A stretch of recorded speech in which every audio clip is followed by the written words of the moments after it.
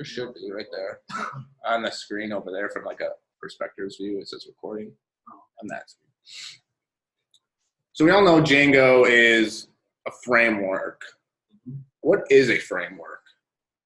We have like these things called libraries, and we also have frameworks. Wouldn't a framework just be a collection of libraries that work together to do a specific task? Yeah, I mean, that's pretty much like a framework is essentially like a set of instructions that can consist of multiple libraries, as well as, I almost like think of it as like a sense of instructions or a religion or an ethos of how something should be built.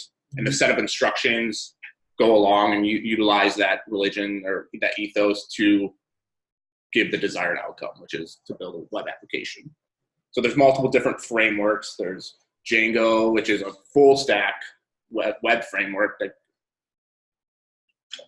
that enables us to build from the server side all the way up to the server side, the presentation layer that when people view on the screen, it provides us all like utility to build a full stack application. You know, there's also Flask, which is another framework in Python. There's front-end frameworks like React, Angular, Vue. Those are all front-end frameworks in JavaScript, and they all do the same thing. But they all do it in a different way. They all have a different ethos of how to do it, how it's architected, how files interact with one another. They all have different built-in methods that perform different functions and stuff like that. So as we get started, we just have to ensure. So I'm in this Code Platoon, CP lectures, intro to Django. This is just my directory I'm going to be working in today. Okay. So I need to just see if I even have Django installed on my local machine. Django, version, Python, thank you.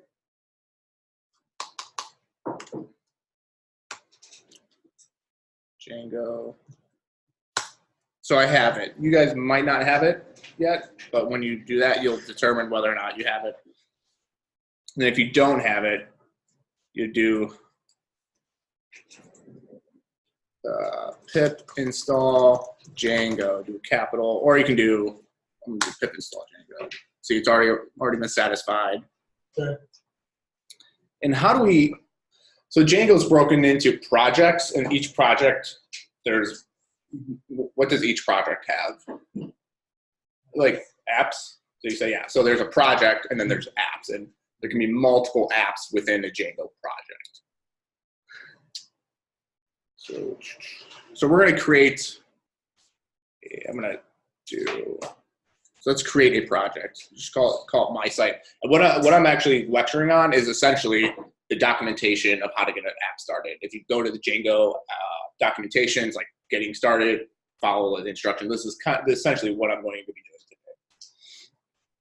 today. So Django admin start project. So we're starting on creating a new project. I'm going to call it my site.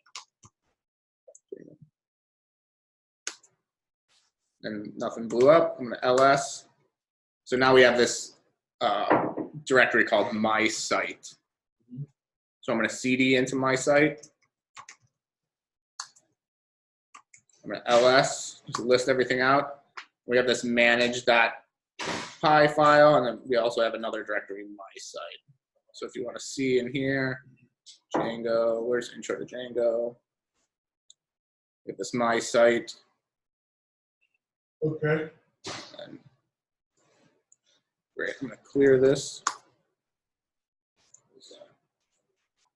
So what have we been doing the past week when working in Django? What have we been like creating first? Virtual environment. Virtual environment. So let's create a virtual environment. I'm going to back out just real quick. I just want to ls again to see if I'm in the right directory. So I want to cd into my site.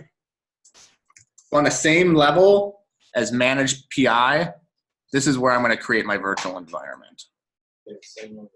So Python, make virtual environment, call it virtual environment. It's creating it now. I'm going to ls to see if it's created. We have a virtual environment right here. It's just a directory with a bunch of files in it. You don't really have to worry about what it's about. We're going to create the virtual, or start the virtual environment, DNV. Then we're activating it.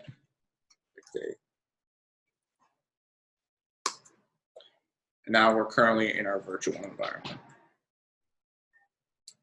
Now in here, I'm gonna clear. So in here, we have to install all the packages and everything we want. So I'm actually gonna pip install Django again in here.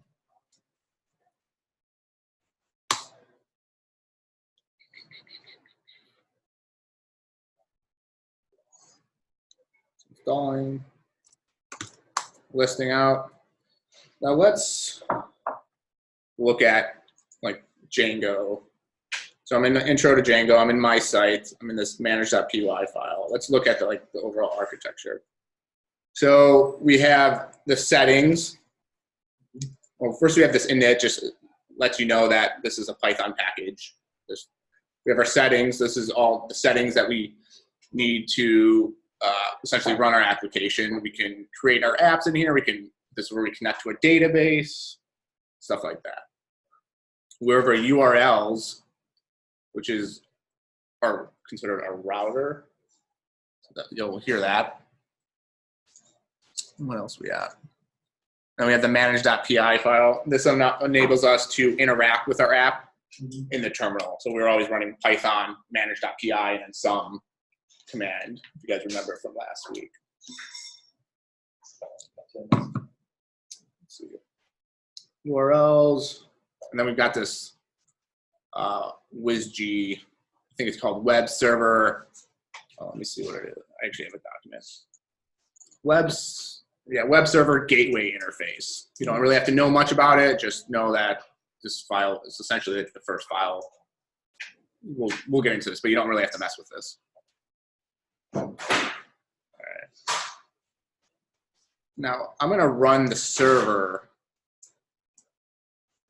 I'm going to actually start the server. I'm not going to connect to a Postgres database for this. I'm going to just use the basic, what's already installed, which is, where'd it go? Which is going to just SQLite. So I'm not connecting to a Postgres database.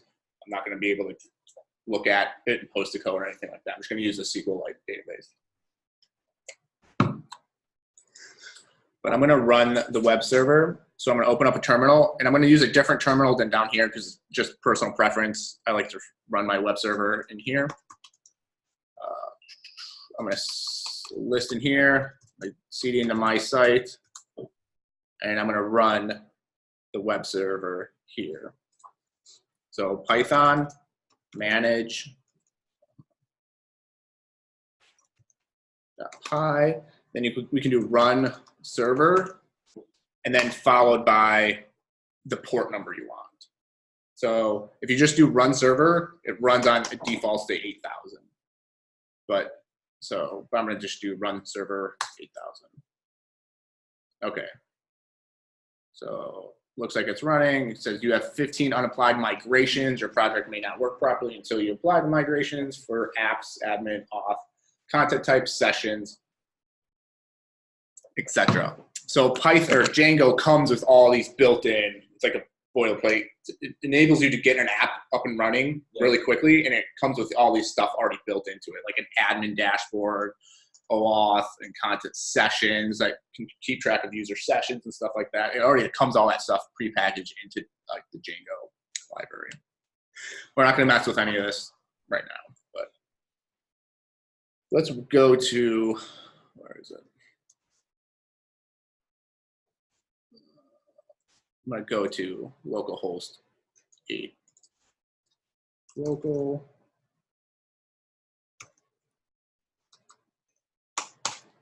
See what happens.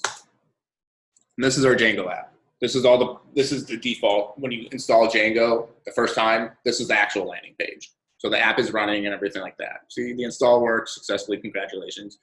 You're seeing this because debug equals true. is in your settings file and you have not configured any URLs. So this is like when you first install Django and run the server, this is the app you do, or this is the landing page you get. This is pretty common with web frameworks. React has the same one. Like if you install React app, it's going to come with like a default landing page. Like create React app, and it's going to have like an atom, whatever. But this is Django's. Okay. So today we're going to build an app called polls, and it's going to take essentially. There's going to be a poll, and it's going to ask a question, and then you're going to be able to vote on like whatever poll you want, like whatever answer, and it's going to keep track of those votes of what people select. Come over here.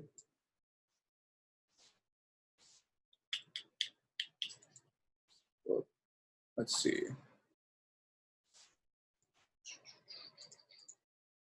So I'm in here. I'm going to create a polls app.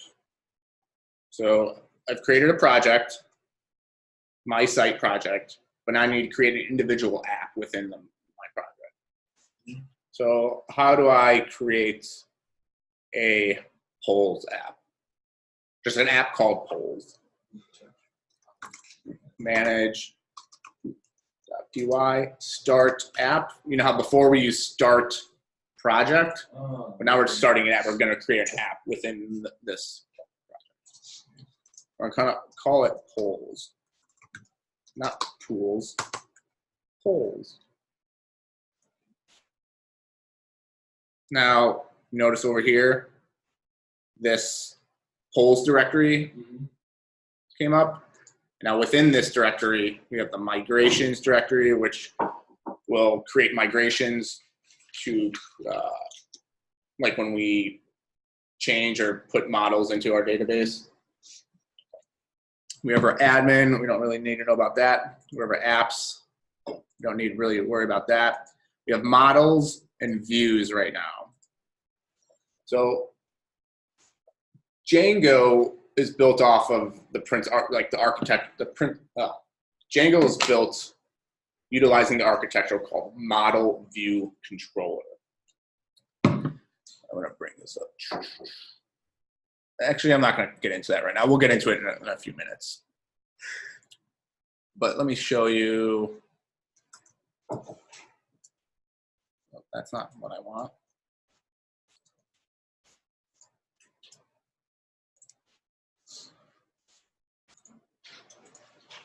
So the request and response cycle for Django. When you go on a landing page and you click on a button like post, or there's a post request or a get request on Facebook or something like that, it's going to go into this WSGI, this web server gateway interface, which is right. It's going to come into here, right? It's going to go into that file. Then it's going to go into our urls.py file, which is also called the router, which is going to come here. And it's going to route. It's going to go to this URLs pattern. And we're going to create our routes or our routes here as well as in our app. So it's going to come here. Then it's going to go to our views. Well, first it's going to come here, and then we're going to have like a polls. So it's going to tell us to direct us to the polls app.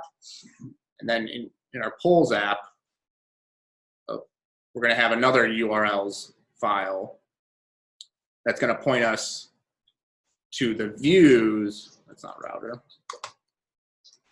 To the views.py, which is right here. We haven't created anything yet. And then that's going to, whether we need to or not, grab data from our models, which accesses our database. And the views will handle all like the business logic, manipulating data and everything like that. Then it's going to go to our templates, which we haven't created yet, which will handle all our presentation logic, which will determine, so it's essentially all front end. It's going to be an index, or it's going to be an HTML file. So as we go through this, creating this polls app, you're going to kind of see all this come together in the request response cycle. Okay.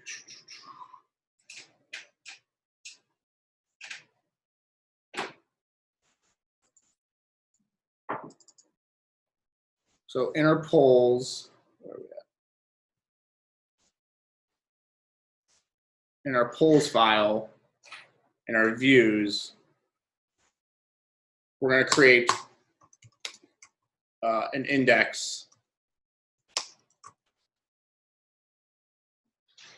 method. So when a user goes to like our polls app, this method is going to fire off. And the only thing it's going to return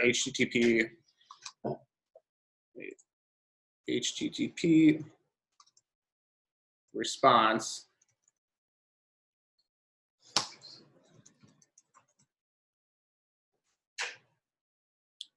And then HTTP response, this is a built-in method in Django, so I'm gonna have to import it from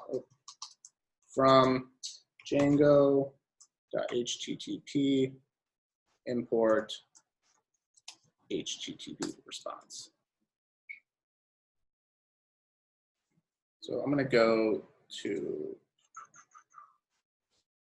so we just created a method called index, and it takes in, when it gets to that specific URL, when it gets to a specific URL, it's gonna fire this index, and it's gonna return this HTTP response called hello Juliett Platoon. Now we haven't built the route or anything yet.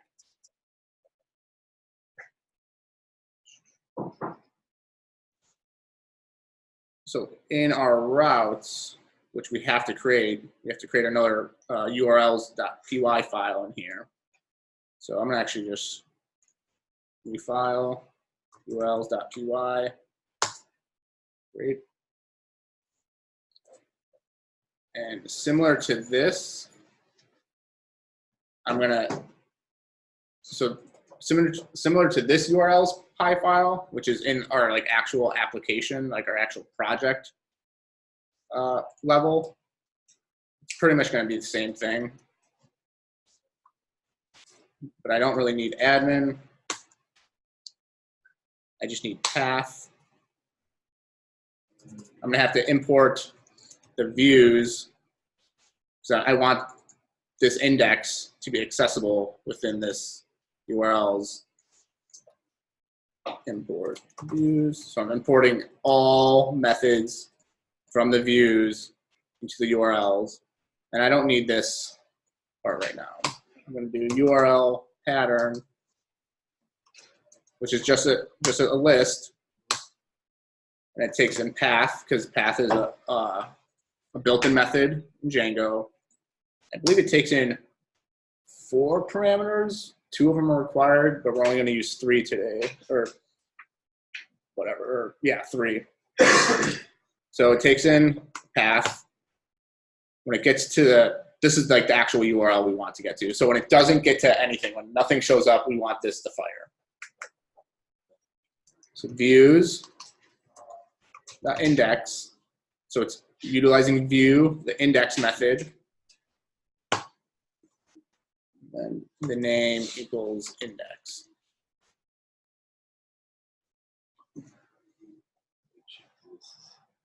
But now, when it comes here, because this is where it first comes to this first URL, the project URLs file. So we actually have to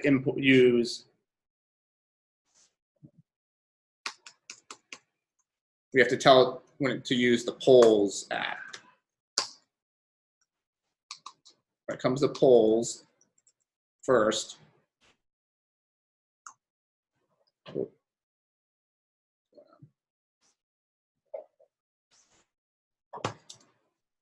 include polls URLs. I think I have to.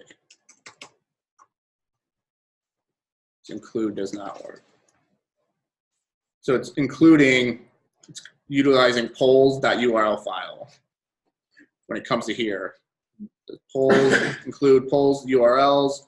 It runs this, comes to here, checks the route.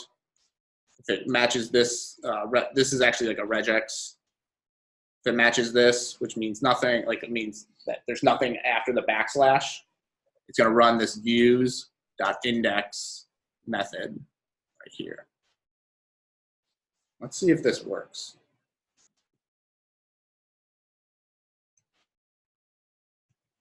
Do I have another one?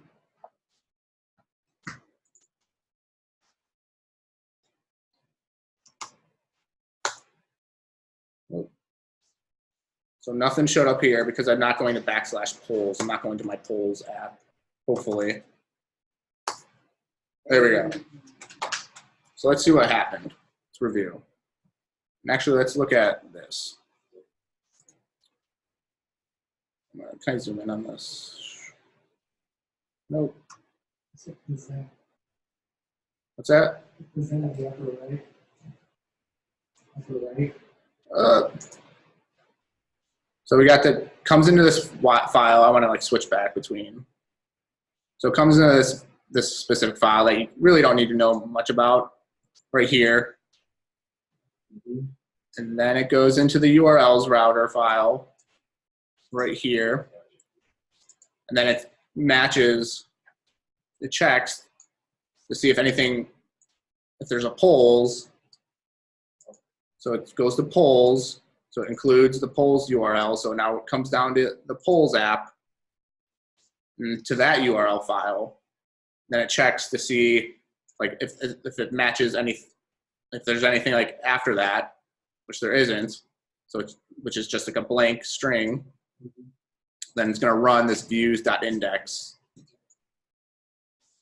method, which will return an HTTP response, which is just hello Juliett Platoon.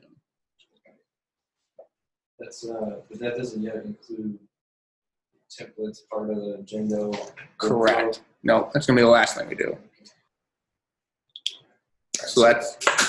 I'm sorry. So there was nothing. You said there's nothing in it, so it went to index on that method, the path method. Right here. Yes, there. So that very first argument. What else could that be? Or not to get ahead. If Yeah, we're going to explain. We're gonna get there. So, say if I wanted, so if I did backslash, something else, or like backslash 1 or 2, it would have to look for like another path that would match that. Okay. Like, and we're gonna get to that. Okay, and this would be all the things that would run off of polls. Yes. Right? Yes. So we can create other apps called like, I don't know, polls app, and then there's any other app would have its own URL file. Okay. Or URL, yeah, URL file. Sorry to mess with your data. So I just. No, that's a good question. Is there a way to think about this in terms of maybe a simple web page we're familiar with, like where we're not yet looking at templated HTML web pages. So what do these? But these do represent like paths within a single website, right? Or a single web application. So eventually, are they going to become all these indexes? Are they going to become like parts of a web page? I know. Yeah. So we're going to index.views. Yeah. Down here.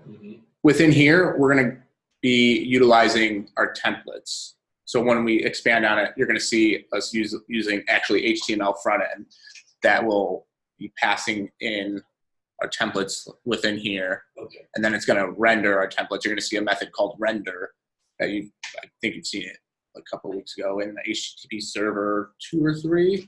One of those. I have a question. Yes. For our current HTTP response at the moment, we said hello Juliett Platoon, but could that be an HTML file? Like where we create an HTML file and Like HTML file. yeah. It's gonna, and that's what we're gonna use templates for. And it's going to be an HTML file. It's gonna point to a specific HTML file that we want. We're gonna be able to pass in Python variables or Python syntax into the HTML file and then render it on the presentation level what we want. Any more questions? These are good questions.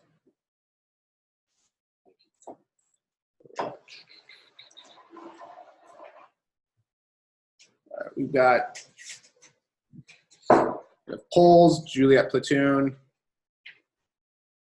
Now let's set up our database because we want to take in questions and we want to hold the value of how many people voted for a specific response, like for the poll. So I'm going to just close all this stuff out right now. Close that out. We don't really need this right now.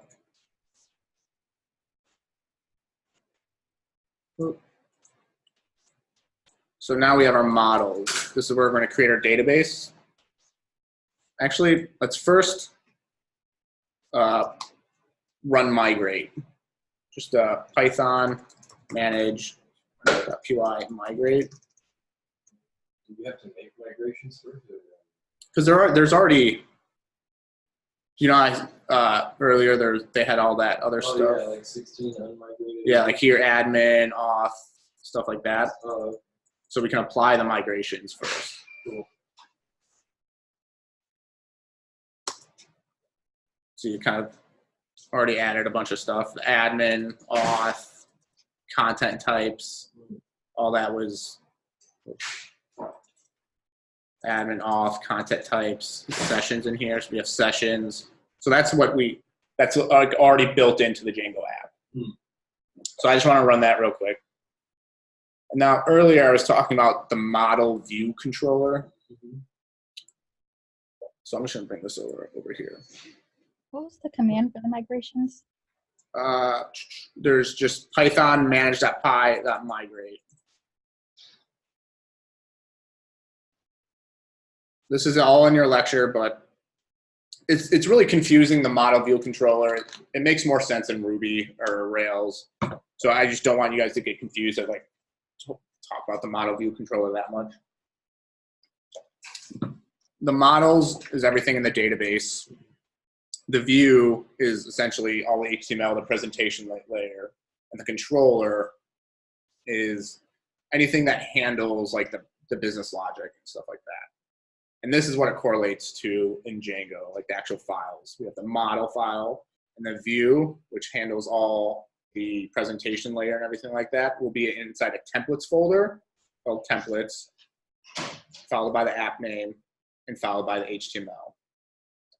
And then the controller is the views.py file. See how this can kind of be confusing with view here, not actually correlating. So and here's a quick visual of kind of what's happening. We have an HTML response coming in to the URL, or request coming to URLs, goes to the views, reads write data to the models. Then this is kind of, then it can choose to whether or not to pass in templates. But yeah, I just want to talk about like the ModelViewController real quick, because you will hear it. So again, the model correlates to models. The view in the ModelViewController is the templates, is the HTML, and then the controller is the views. Think of it as, what's a good example? Think of it as like a restaurant. You have the chef who puts all the ingredients together and makes the plate or something like that. That would be the model. And then the view, or the controller, would be the waiter who's bringing stuff back and forth, like grabbing the stuff from the chef and bringing it to the customer, which would be the view, or like the presentation layer. Once it hits the table, that's the presentation. Yeah. So think of that. That's the chef. This is the waiter, and this is the template, the HTML templates, or the view in the view controller.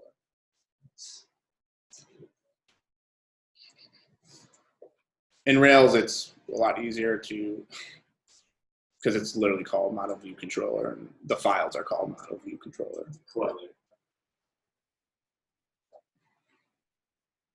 So let's create our models. So we have questions, and then we have choices for like a poll. We have like a question, like what's your favorite color? And you have red, green, blue. Then you can choose and vote like who likes what. So there's a class question. Then we have models.model. And we have question. I'm going to just copy this over here for the question. So we have question. We have QuestionText, the character field with a max length of 200. Then we have a publication date, models, and it's a date and time field, just date published.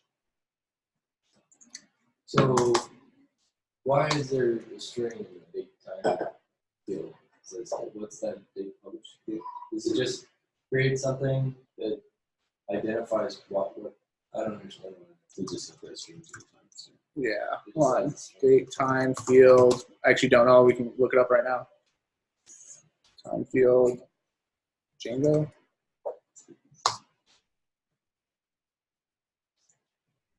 All false. Probably just takes in a parameter. A note.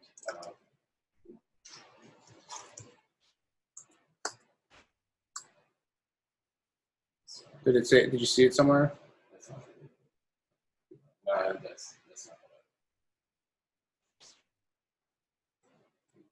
what Max options. It's decimal field. Oh. that's it. Where'd it go? It was right above that decimal field. We gave it to. There it is. Oh. No, that's not it. Date field.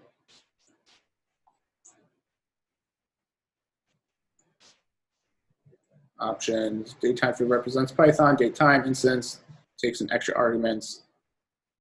Same extra argument as the. I'll learn that. We can look at that a little later if we want to get into specifics about that, but it's good. Yeah, if you want to know, bring it up like after the lecture and we'll dive more into it. But I actually don't know off the top of my head. Now we have choices. Models, model. And now a choice belongs to a question, right? Yes. All right. So how do we do that? Question equals models dot foreign key. How do you spell foreign? Yeah. Now we have the question. Do we remember links from last week on delete? Delete equals cascade. Is it models.cascade? Oh yeah, models. And then the related name? That related name would be Choice. So that enables us to do like question.choices and brings up all the choices for that specific question.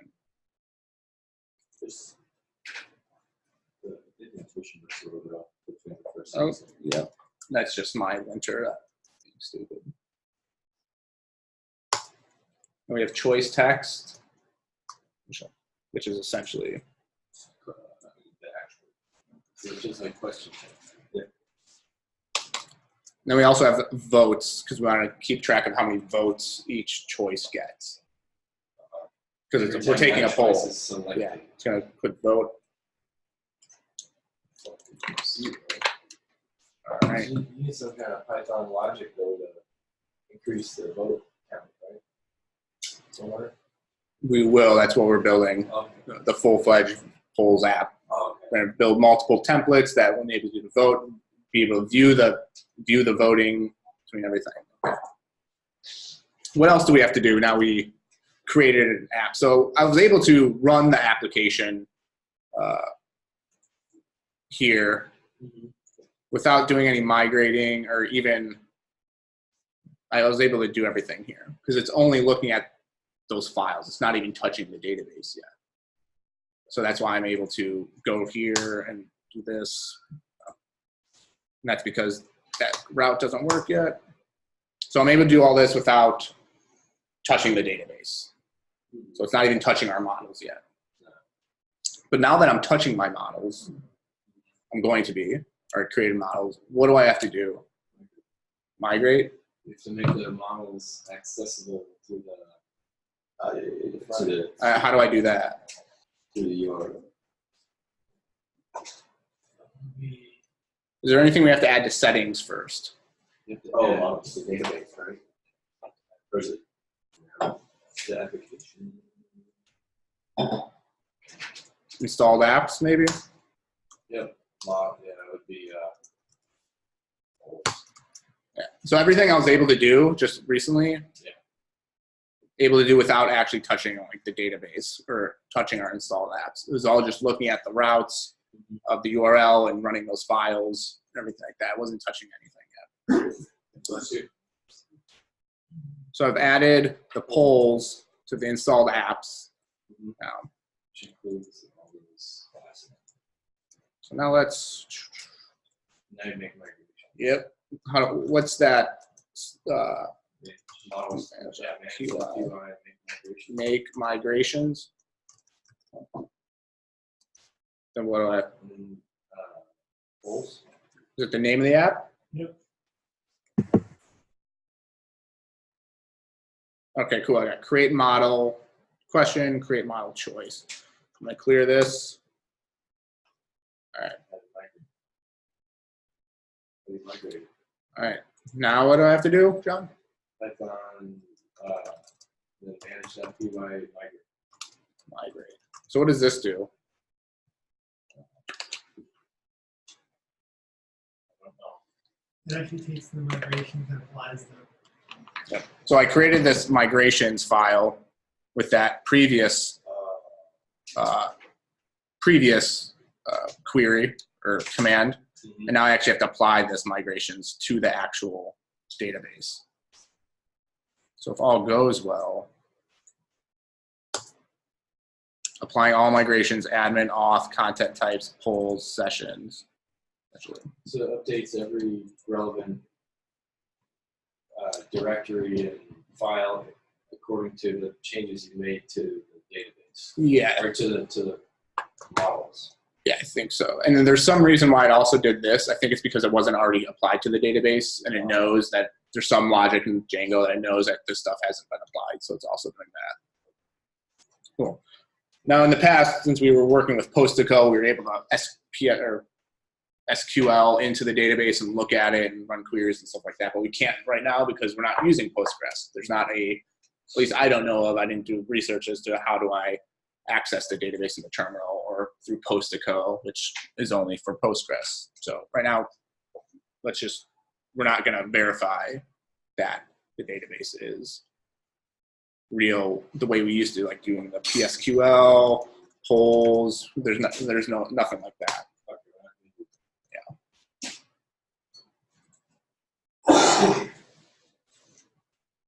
But we would do, what other apps have we been using in settings?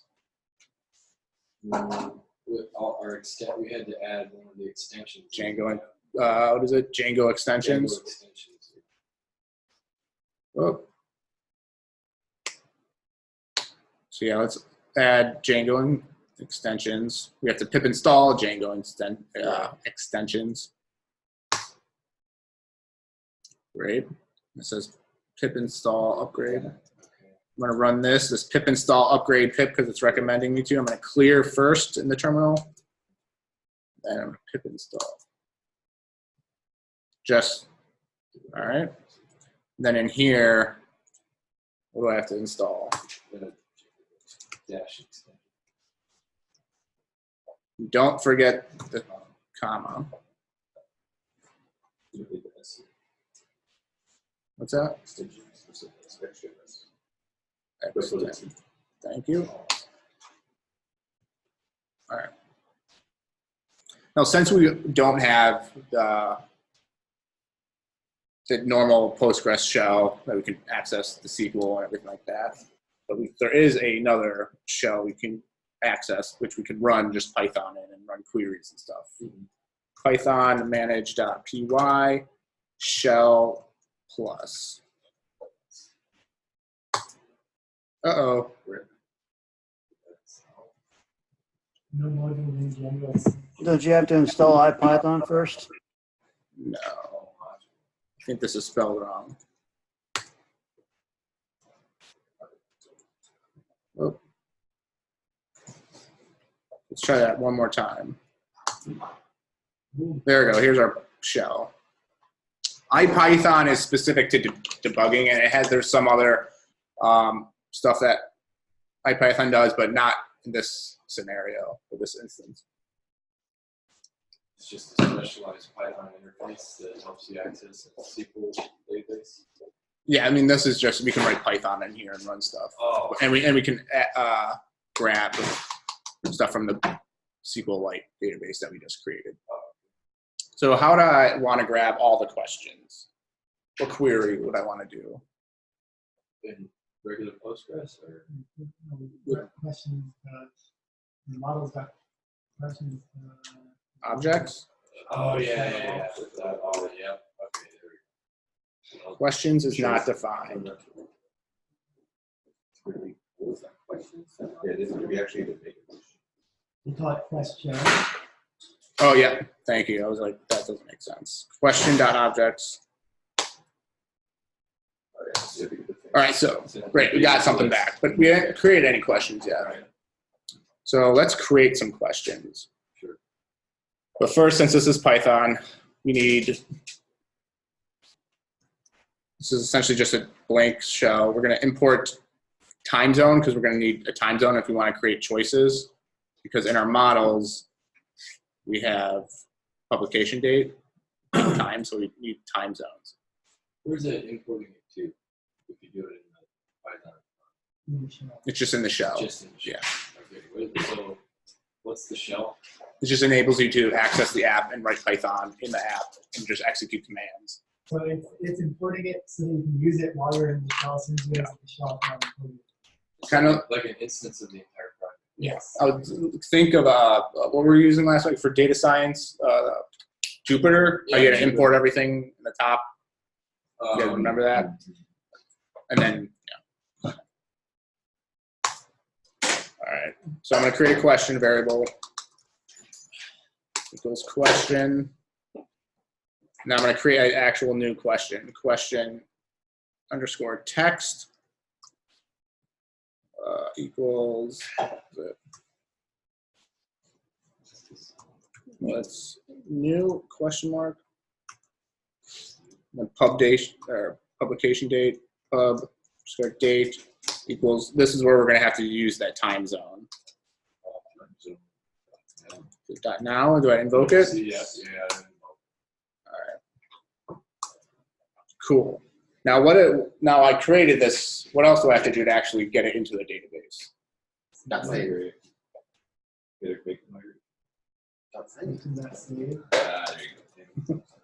Question not save. I still have to save this instance of this model or into the database.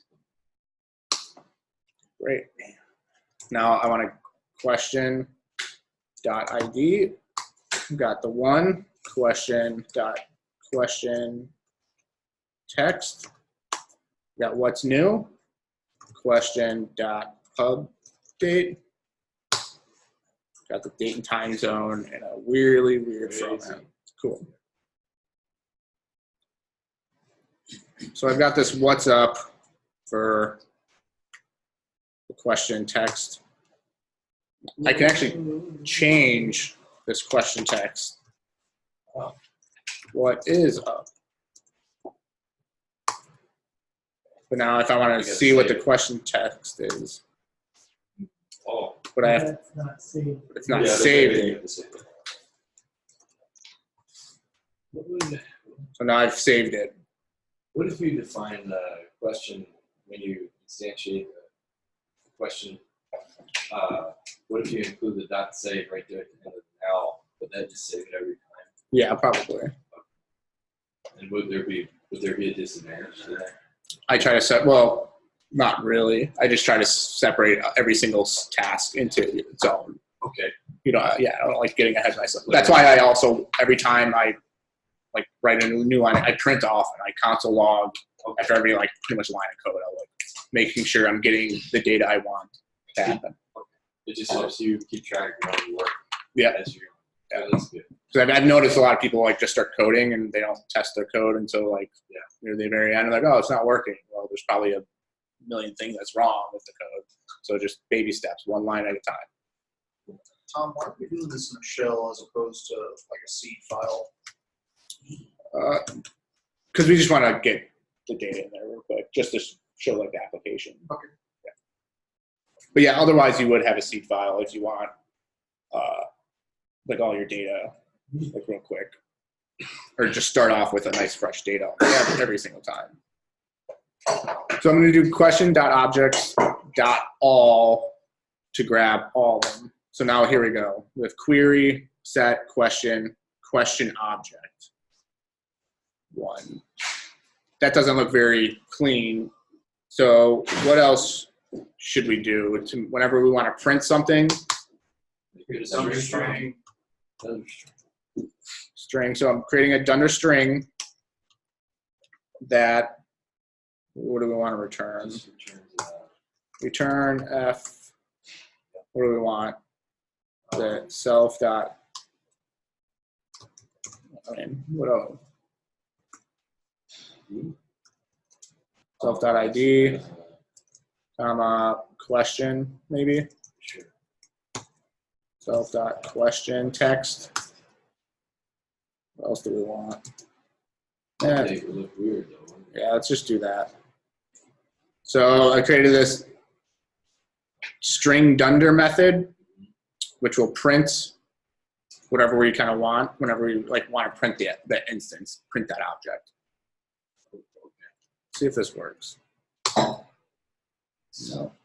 No, 'cause You need it's to reload the not- shell. What's that? You have Do I have to to read? You need to redo the shell. Yep. the shell. How do I exit out of this? Plus. So question dot objects dot all. There we go. Query set question. The ID is 1. The question, what it is up. Cool. With no choices. No choices yet. So you want to take a 7-minute break and come back at 9:55, 9:56. Yeah. And then we'll get started on the choices part. I really like this. Yeah.